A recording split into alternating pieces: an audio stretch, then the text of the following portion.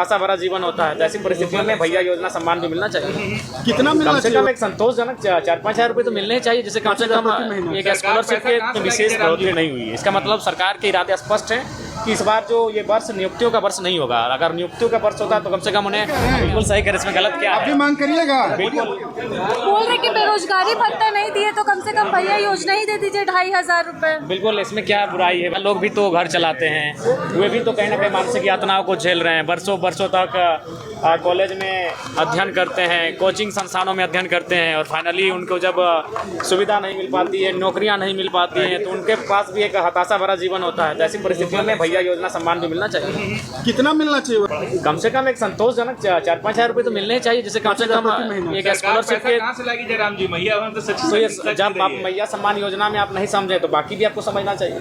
देखिए, मैंने पहले भी कहा, आज भी कह रहा हूँ कि ये जो बजट निसंदेह जो सरकार का एक योजना था मैया सम्मान, उसकी भरपाई हो जाएगी, क्योंकि लगभग बजट का 9 से 9.5% उसी में भुगतान किया जाएगा। और इस बार कृषि के लिए भी अच्छा बजट आया है। लेकिन ओवरऑल अगर नौकरियों की बात करें, नियुक्तियों की बात करें, तो स्थापना मद को आप देखें, उसमें विशेष बढ़ोतरी नहीं हुई है। इसका मतलब सरकार के इरादे स्पष्ट हैं कि इस बार जो ये वर्ष नियुक्तियों का वर्ष नहीं होगा। अगर नियुक्तियों का वर्ष होता तो कम से कम उन्हें अपने स्थापना मद की जो राशि है उनमें बढ़ोतरी करने की आवश्यकता थी।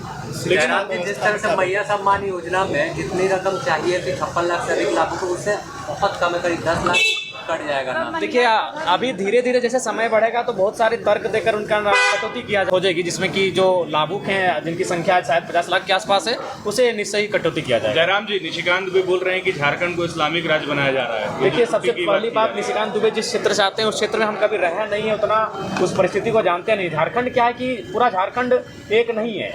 भौगोलिक दशा से अगर हम लोग पढ़ें, सांस्कृतिक दृष्टिकोण से पढ़ें, हम संवैधानिक दृष्टिकोण से एक हैं, लेकिन अगर भूगोल की बात करें, संस्कृति की बात करें, थोड़ी थोड़ी भिन्नता मिल जाती है।